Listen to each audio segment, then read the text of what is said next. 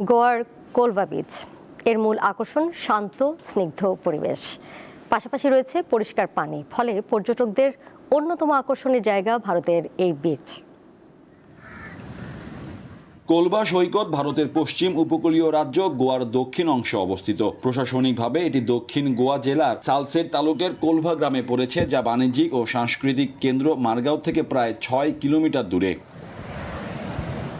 সৈকতটি আরব সাগরের তীরে প্রায় 2.4 কিলোমিটার লম্বা এবং এটি কোঙ্কণ উপকূলের একটি অংশ। ধবধবে সাদা বালি, পাম গাছে ঘেরা রৌদ্রস্নাত সৈকত। এ নিয়ে দ্বিতীয়বার আসলাম। যদিও এখানে বেশ গরম, কিন্তু সমুদ্রের কাছে আসলে খারাপ লাগে না।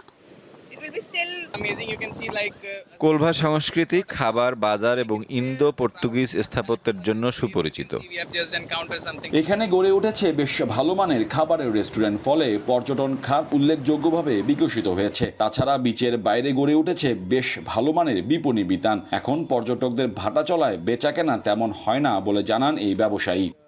গ্লো এন্ড লাভলি এখন নতুন রূপে, নতুনের মতো glowing skin. Glow and lovely renew bright.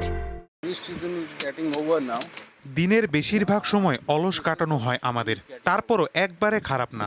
ভারতের অন্যান্য প্রদেশের পাশাপাশি বিভিন্ন দেশ থেকে পর্যটক আসায় দিন চলে যাচ্ছে। মার্চ মাস থেকে ব্যবসায় ভাটা পড়েছে।